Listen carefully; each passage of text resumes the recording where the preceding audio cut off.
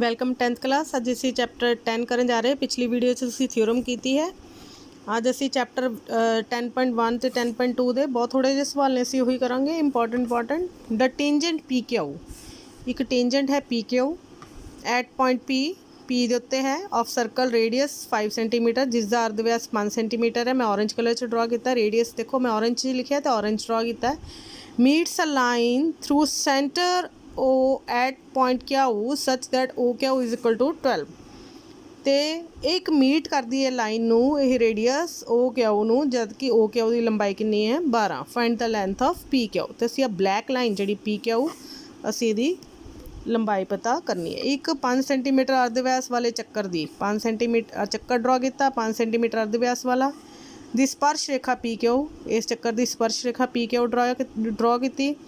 ਬਿੰਦੂ P ਤੋਂ ਇਸ ਤਰ੍ਹਾਂ ਇਸ ਤਰ੍ਹਾਂ ਹੈ ਕਿ ਬਿੰਦੂ P ਤੋਂ ਇਸ ਤਰ੍ਹਾਂ ਬਿੰਦੂ Q ਨੂੰ ਮਿਲਦੀ ਹੈ ਕਿ OQ ਦੀ ਲੰਬਾਈ 12 ਹੈ। P ਤੋਂ Q ਦੀ ਦੂਰੀ ਇੰਨੀ ਕੁ ਹੈ ਕਿ OQ ਦੀ ਦੂਰੀ ਕਿੰਨੀ ਆ ਜਾਏਗੀ 12 ਆ ਜਾਏਗੀ। ਤਾਂ PQ ਦੀ ਲੰਬਾਈ ਜਿਹੜੀ ਅਸੀਂ PQ ਦੀ ਲੰਬਾਈ ਪਤਾ ਕਰਨੀ ਹੈ। ਤੁਹਾਨੂੰ ਸਭ ਤੋਂ ਪਹਿਲਾਂ ਪਤਾ ਹੈ ਜਦੋਂ ਅਸੀਂ ਫਿਗਰ ਡਰਾ ਕਰਨੀ ਹੈ ਤਾਂ ਇੱਥੇ 90 ਡਿਗਰੀ ਲਿਖ ਦੇਣਾ। ਜਿੱਥੇ ਸਪਰਸ਼ ਰੇਖਾ ਤੇ ਅਰਧ ਵਿਆਸ ਆਏ ਉੱਥੇ ਸਭ ਤੋਂ ਪਹਿਲਾਂ ਫਿਗਰ ਦੇ ਵਿੱਚ 90 ਡਿਗਰੀ ਡਰਾ ਕਰ ਦੇਣਾ। ਅਰਧ ਵਿਆਸ ਇਹ 5 ਸੈਂਟੀਮੀਟਰ ਆ, OQ ਨੇ 12 ਦਿੱਤਾ ਹੋਇਆ ਅਤੇ ਅਸੀਂ PQ ਪਤਾ ਕਰਨਾ ਹੈ। ਰਾਈਟ ਐਂਗਲ ਟਰਾਇੰਗਲ ਹੈ, OQ 12, R is equal to 5। ਅਸੀਂ ਪਤਾ ਕਰਨਾ ਹੈ PQ, ਉਹ ਟਰਾਇੰਗਲ OPQ ਲਵਾਂਗੇ ਬਾਈ ਪਾਇਥਾਗੋਰਸ ਥਿਊਰਮ ਦੇ ਅਨੁਸਾਰ। ਕਰਨ ਸਕੇਅਰ, ਜਦੋਂ ਵੀ ਰਾਈਟ ਐਂਗਲ ਟਰਾਇੰਗਲ ਹੁੰਦੀ ਹੈ 90 ਡਿਗਰੀ ਸਾਹਮਣੇ ਵਾਲੀ ਭੁਜਾ ਦਾ ਸਕੇਅਰ ਕਿਹਦੇ ਬਰਾਬਰ ਹੁੰਦਾ ਹੈ, ਔਰੇਂਜ ਸਕੇਅਰ ਜਮਾ ਬਲੈਕ ਸਕੇਅਰ, ਜਿਹੜੀ ਬਲੈਕ ਲਾਈਨ ਹੈ ਤੁਸੀਂ ਦੇਖ ਰਹੇ ਹੋ। ਤਾਂ OQ ਸਕੇਅਰ ਇਹ ਸਭ ਤੋਂ ਟੇਢੀ ਭੁਜਾ ਹੁੰਦੀ ਹੈ, ਇਹਨੂੰ ਕਰਨ ਕਿਹਾ ਜਾਂਦਾ ਹੈ। 90 ਡਿਗਰੀ ਦੇ ਸਾਹਮਣੇ ਵਾਲੀ ਜਿਹੜੀ ਸਾਨੂੰ 12 ਸੈਂਟੀਮੀਟਰ ਨਜ਼ਰ ਆ ਰਹੀ ਹੈ, ਇਹ ਸਭ ਤੋਂ ਵੱਡੀ ਭੁਜਾ ਹੁੰਦੀ ਹੈ। ਇਹ ਭੁਜਾ ਦਾ ਵਰਗ ਕਿਹਦੇ ਬਰਾਬਰ ਹੁੰਦਾ ਹੈ, ਦੋ ਛੋਟੀਆਂ ਭੁਜਾਵਾਂ ਦੇ ਵਰਗਾਂ ਦੇ। ਇਹ ਦੋਨੋਂ ਇਸ ਤੋਂ ਛੋਟੀਆਂ ਹੁੰਦੀਆਂ ਨੇ 12 ਤੋਂ। OP ਸਕੇਅਰ ਜਮਾ PQ ਸਕੇਅਰ। ਅਸੀਂ PQ ਸਕੇਅਰ ਪਤਾ ਕਰਨਾ। OQ ਦੀ ਵੈਲਿਊ 12 ਹੈ, 12 square is equal to 5 square ਜਮਾ PQ ਸਕੇਅਰ। ਤਾਂ PQ ਸਕੇਅਰ ਦੀ ਵੈਲਿਊ ਕਿੰਨੀ ਆ ਜਾਏਗੀ 144 ਮਾਈਨਸ 5 25 119। ਤਾਂ PQ ਦੀ ਵੈਲਿਊ ਸਕੇਅਰ ਹਟਾ ਕੇ ਵਰਗਮੂਲ 119 ਆ ਜਾਏਗੀ। Is it okay? ਠੀਕ ਹੈ ਜੀ। ਤਾਂ ਇਸ ਤਰ੍ਹਾਂ ਆਪਾਂ ਇਸੇ ਤਰ੍ਹਾਂ ਦੇ ਹੋਰ ਸਵਾਲ ਟਰਾਈ ਕਰ ਸਕਦੇ ਹਾਂ। ਨੈਕਸਟ ਹੈ from point Q the length of tangent to the circle is 24। Length of tangent ਕਿੰਨੀ ਹੈ 24। Distance from Q to the centre, ਇੱਕ Q ਬਿੰਦੂ ਤੋਂ, ਫਰੋਮ ਪੁਆਇੰਟ Q ਤੋਂ ਹੈ ਨਾ, Q ਤੋਂ ਸੈਂਟਰ ਦਾ ਡਿਸਟੈਂਸ 25 ਹੈ। ਦਾ ਰੇਡੀਅਸ ਆਫ ਸਰਕਲ ਇਸ ਦਾ ਚੱਕਰ ਦਾ ਅਰਧ ਵਿਆਸ ਪਤਾ ਕਰਨਾ ਹੈ। ਇੱਕ ਬਿੰਦੂ Q ਤੋਂ ਚੱਕਰ ਦੀ ਸਪਰਸ਼ ਰੇਖਾ ਦੀ ਲੰਬਾਈ 24 ਸੈਂਟੀਮੀਟਰ ਹੈ ਅਤੇ ਕੇਂਦਰ ਤੋਂ Q ਦੀ ਦੂਰੀ 25 ਹੈ। ਕੇਂਦਰ ਤੋਂ ਦੇਖੋ ਇੱਕ Q ਪੁਆਇੰਟ ਡਰਾ ਕੀਤਾ, ਕੇਂਦਰ ਤੋਂ Q ਦੀ ਦੂਰੀ 25, ਚੱਕਰ ਦੀ ਸਪਰਸ਼ ਰੇਖਾ ਦੀ ਲੰਬਾਈ 24, ਇਹ ਪੁਆਇੰਟ P ਲਿਆ ਅਤੇ ਅਸੀਂ ਚੱਕਰ ਦਾ ਅਰਧ ਵਿਆਸ ਜਿਹੜਾ OP ਪਤਾ ਕਰਨਾ ਹੈ। Given OQ 25, QP 24 to prove R। ਅਸੀਂ ਨਿਕਾਲਣਾ ਹੈ ਟਰਾਇੰਗਲ OPQ। ਸੇਮ ਉੱਦਾਂ ਹੀ ਚੱਕਰ ਅਤੇ ਅਰਧ ਵਿਆਸ ਅਤੇ ਸਪਰਸ਼ ਰੇਖਾ ਵਿਚਕਾਰ 90 ਡਿਗਰੀ ਬਣਦਾ ਹੈ ਹਮੇਸ਼ਾ ਕੋਣ।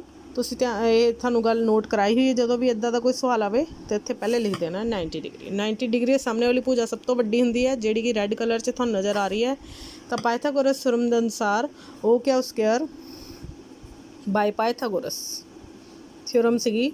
ਪਾਇਥਾਗੋਰਸ ਨੇ ਕਿਹਾ ਸੀ 90 ਡਿਗਰੀ ਸਾਹਮਣੇ ਵਾਲੀ ਭੁਜਾ ਦਾ ਵਰਗ OQ square is equal to OP square ਜਮਾ QP ਸਕੇਅਰ। ਅਤੇ OQ ਕਿੰਨਾ ਹੈ 25 ਦਾ ਸਕੇਅਰ, OP ਕਿੰਨਾ ਹੈ R, ਇਹ ਚੱਕਰ ਦਾ ਅਰਧ ਵਿਆਸ ਅਸੀਂ ਇਹੀ ਪਤਾ ਕਰਨਾ ਨੀਲੇ ਰੰਗ ਦਾ, ਜਮਾ QP ਕਿੰਨਾ ਹੈ 24। ਅਤੇ 25 ਗੁਣਾ 25 ਕਿੰਨਾ ਹੋ ਗਿਆ 625, ਅਤੇ 24 ਦਾ ਸਕੇਅਰ ਇਹਦੇ ਵਿੱਚ ਆ ਕੇ ਮਾਈਨਸ ਹੋ ਜਾਏਗਾ 576, ਕਿਉਂਕਿ ਆਪਾਂ ਨੂੰ ਬਰਾਬਰ ਦੇ ਇੱਧਰਲੇ ਪਾਸੇ ਲੈ ਕੇ ਆ ਗਏ, ਬਰਾਬਰ R ਸਕੇਅਰ ਜਮਾ 24 ਸਕੇਅਰ ਨੂੰ ਹਟਾ ਕੇ ਇੱਧਰ ਲਿਆਵਾਂਗੇ ਤਾਂ ਮਾਈਨਸ 24 ਸਕੇਅਰ ਤੋਂ 49 ਆ ਗਿਆ। ਅਤੇ R ਦੀ ਵੈਲਿਊ ਕਿੰਨੀ ਆ ਜਾਏਗੀ 7 R ਦੀ। Is it okay? ਨੈਕਸਟ ਹੈ ਦਿੱਤਾ ਹੋਇਆ ਬੇਟੇ TP and TQ are two tangents to a circle with centre O। TP ਅਤੇ TQ ਦੋ ਟੇਂਜੈਂਟਸ ਨੇ ਵਿਦ ਸੈਂਟਰ ਔਰ ਸਰਕਲ ਕਿੰਨਾ ਹੈ O। So that POQ is equal to 110 degree. POQ centre O ਹੈ ਅਤੇ TP ਅਤੇ TQ ਟੇਂਜੈਂਟਸ ਡਰਾ ਕਰਤੀਆਂ। 110 डिग्री इदा डायग्राम थानू दित्ती गई। Find the angle P T Q, तो पी टी क्यू पता करना है। टी पी ते टी क्यू ओ केंद्र वाले चक्कर दियाँ दो स्पर्श रेखावां इस तरह हैं कि पी ओ क्यू 110 है, तो पी टी क्यू पता करो, पी टी क्यू आ वाला असी एंगल पता करना है। हुण देखो आ डायग्राम थानू बड़ी क्लीयर जी नज़र आ रही होनी है, चार भुजावां वाली है। चार भुजावां किहड़ियां ने, टी पी, उस तो बाद आ रैड वाली ओ पी, फिर ओ क्यू, फिर टी क्यू। ये चतुर्भुज है। चतुर्भुज के चार कोना जोड़ कितना हुंदा 360 डिग्री। टी जमा पी जमा क्यू जमा ओ का जोड़ कितना हैगा 360 डिग्री। हुण तुसीं देखना है पी ते क्यू दोनों 90 डिग्री है, क्योंकि चक्कर का अर्धव्यास से स्पर्श रेखा विचकार 90 डिग्री का कोण बनता है। इस तरह ही चक्कर का स्पर्श रेखा तो अर्धव्यास विचकार 90 डिग्री है। ये दोनों 90-90 हो गए। तो पी ते क्यू की थां ते असीं की भरांगे 90-90, पी ते क्यू की थां ते। टी की वैल्यू कितनी है आपां पता करनी है। ओ कितना दिता होया एंगल, ओ 110 बराबर 360 डिग्री। तो टी की वैल्यू कितनी आ जाएगी, 360 चों माइनस कर देंगे तिन्ना कोना का जोड़, तिन्ना कोना जोड़ करके 290 आया सी, जिन्हों मैं 360 चों माइनस कर दिता, तो टी की वैल्यू कितनी आ गई 70 डिग्री। Is it okay? सिद्ध करो कि चक्कर के व्यास के अंत बिंदुओं ते खिंचियां स्पर्श रेखावां समांतर होंदियां ने। Prove that tangents draw at the end of the diameter of parallel. सब तो पहले एक चक्कर ड्रॉ करना है, ਇਹਦਾ डायमीटर ड्रॉ किया AOB। डायमीटर की हुंदा व्यास ਜਿਹੜਾ केंद्र चों लंघदा है। सब तो वड्डी ਜਿਹੜੀ जीवा हुंदी है, कहता है कि ਜਿਹੜੇ व्यास ਦੇ दोनों अंत बिंदु है डायमीटर ਦੇ, ਇਹਨਾਂ ਤੋਂ जे स्पर्श रेखावां खिंचीए दोनों स्पर्श रेखावां समांतर ਹੁੰਦੀਆਂ ने, मतलब L समांतर M होवेगा। तो given AOB is a diameter, AOB चक्कर का व्यास है, तो L तो M स्पर्श रेखावां हैं, तो प्रूव करना L समांतर M। ਇਹਦਾ प्रूफ बड़ा ही ईजी है। एक पासे तुसी इधर, एक पासे तुसी इधर, ये स्पर्श रेखा है, ये चक्कर का इन्ना हिस्सा अर्धव्यास है 90 डिग्री, तो इधर एक पासे दूजे पासे 90 डिग्री। एंगल ए तो एंगल बी दोनों का कोण का माप कितना है 90 डिग्री। क्यों है? क्योंकि अर्धव्यास से स्पर्श रेखा विचकार 90 डिग्री का, अर्धव्यास से स्पर्श रेखा का विचकार 90 डिग्री का कोण बनता है। R and tangent make 90 degree angle between them. अर्धव्यास से स्पर्श रेखा विचकार 90 डिग्री का कोण बनता है। हुण ए ते बी दोनों का माप इक्वल है। ये किहड़े कोण ने? ऑल्टरनेट एंगल्स, एकांतर कोण। जिहड़े ਜਦੋਂ एकांतर कोण बराबर होंगे तो भुजावां की हो जाती है समांतर। A is equal to B alternate angles एकांतर कोण ने। जे एकांतर कोण बराबर होण तो भुजावां की होंदियां ने समांतर। Therefore L parallel M, L समांतर होएगी M they. Is it okay? बड़ा ईजी तो बड़ा ही इंपॉर्टेंट क्वेश्चन है। नैक्सट है टू कंसैंट्रिक सर्कल्स। इक्को ही केंद्र वाले सम केंद्री चक्कर, इक्को ही केंद्र है वो, एक छोटा चक्कर है एक वड्डा चक्कर है, जिन्हां दे अर्धव्यास किन्ने है 5।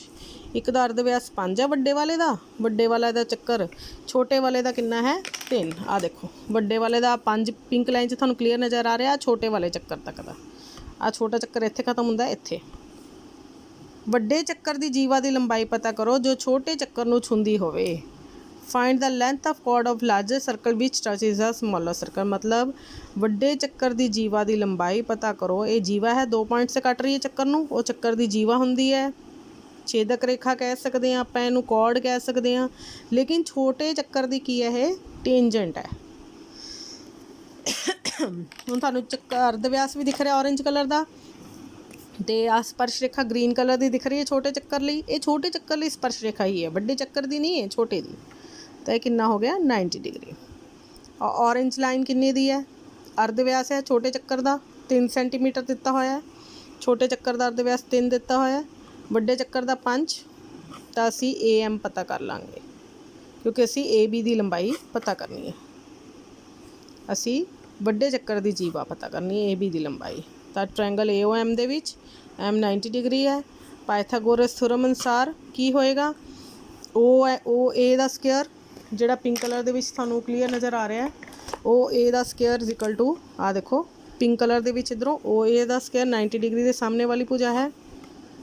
OA square is equal to OM square जमा AM स्केयर, OM स्केयर जमा AM स्केयर। सिर्फ इन्ना ट्रायंगल की गल की, आ वाले ट्रायंगल की। तो 5 स्केयर हो गया। OA कितना है 5 square is equal to OM कितना है 3 अर्धव्यास दिता है सी बराबर AM स्केयर। तो AM ग्रीन भुजा किन्ने दी आ गई 25 माइनस 9 16 तो ए एम कितना आ गया 4। ए एम की वैल्यू कितनी आ गई 4।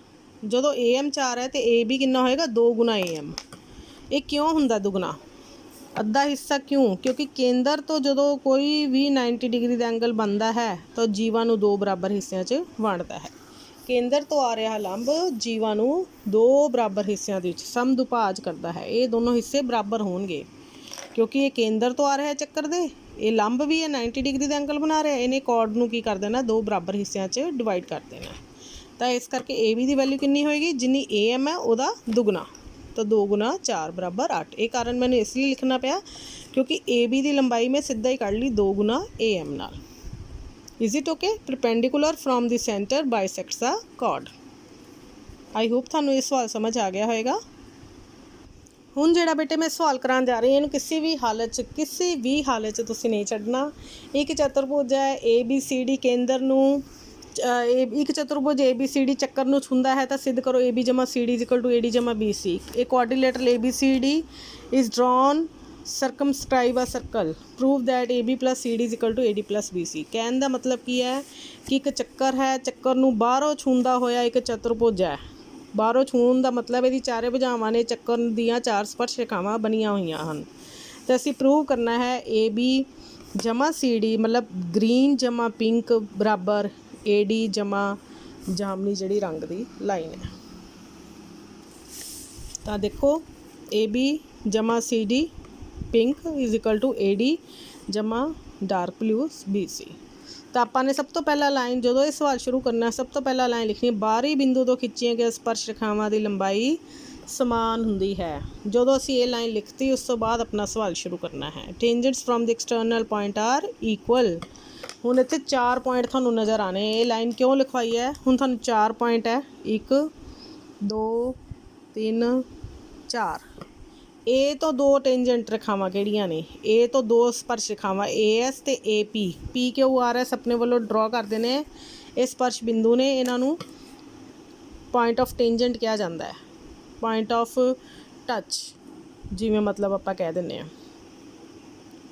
तां ए पी बराबर ए एस। हुण तुसीं ध्यान नाल देखना मैं किवें लिखिआ है। ए तो 2 स्पर्श रेखावां किहड़ियां ने? ए एस ते ए पी। ठीक है। हुण बी तो लिखनियां ने। बी तो किवें लिखनियां ने? बी पी ते बी क्यू ये थानू दिख रहा बड़े आराम नाल, पर ये आपां इहदे थल्ले किवें लिखनियां ने? ए पी ते ए एस है तो इधरों बी पी ते बी क्यू है। हुण ए पी दे थल्ले ही क्योंकि आपां नूं ए बी चाहिए, ए पी दे थल्ले ए बी पी वाली लिखनी है। बी पी बराबर बी क्यू। आ चीज़ का ध्यान रखना है। ये ना होवे तुसीं बी पी इधर लिख दो बी क्यू इधर लिख दो, फिर जुड़ना नहीं। इस गल का ध्यान रखना है। जो आप लिखना है ए पी बराबर ए एस तो इधरों बी पी बराबर बी क्यू। इसी तरह ही सी तो लिखांगे। सी तो तुसीं ध्यान नाल लिखो सी आर जमा आ देखो थानू नज़र आएगा सी आर जमा सी क्यू। सी आर ते सी क्यू लिख लिया मैं। फिर डी तो किवें लिखना? डी आर ते डी एस। आर दे थल्ले आर वाली सी आर जमा डी आर पिंक कलर च ते चारां नूं जोड़ देना है। खब्बे च खब्बा पासा सज्जे च सज्जा पासा। जो मैं इनू जोड़िया खब्बे च खब्बा पासा ए एस बी क्यू जमा सी क्यू जमा डी एस। जो तुसीं चारां नूं जोड़ दोगे पहला इन्हां दोनों नूं जोड़ के देख लो ए एस जमा B S is equal to A P जमा बी पी। ए बी बन गया ए पी जमा बी पी। ग्रीन वाली ने ग्रीन वाली से जुड़ गया ए पी जमा बी पी ए बी बन गया। इसी तरह ही थल्ले वालियों ने जोड़ता सी क्यू जमा डी एस सी आर जमा डी आर बन गया। सी आर जमा डी आर की बन गया सी डी। तो फिर 5 ਅਤੇ 6 आ गई। चाहे तुसीं इन्हां चारां नूं इकट्ठे जोड़ दो, चाहे तुसीं अलग अलग करके पहले 2 जोड़ दो फिर ये 2 जोड़ दो। खब्बे च खब्बा पासा सज्जे च सज्जा पासा। तो ए बी जमा सी डी की वैल्यू कढ़नी आपां ने देखो। तो फिर 5 ਅਤੇ 6 नूं जोड़ दो। सज्जे च सज्जा पासा जोड़े ए बी जमा सी डी आ गया। खब्बे च खब्बा जोड़िया ए एस जमा डी एस बी क्यू जमा सी क्यू। हुण एस च एस वाली जुड़ जानी ए एस जमा डी एस की बन जाएगा ए डी तो बी क्यू जमा सी क्यू की बन जाएगा बी सी। ठीक है। इस ना बेटा अपना 14वां जिहड़ा 10वां चैप्टर है वो ख़त्म हो गया। ये वेरी इंपॉर्टेंट सम है, इनू तुसीं ध्यान नाल नोट करना है तो बड़े ही तरीके नाल करके एक बार तुसीं अपने हत्थों कर लिया तो थानू ये सवाल कदे नहीं भुलेगा। Is it okay? Thank you.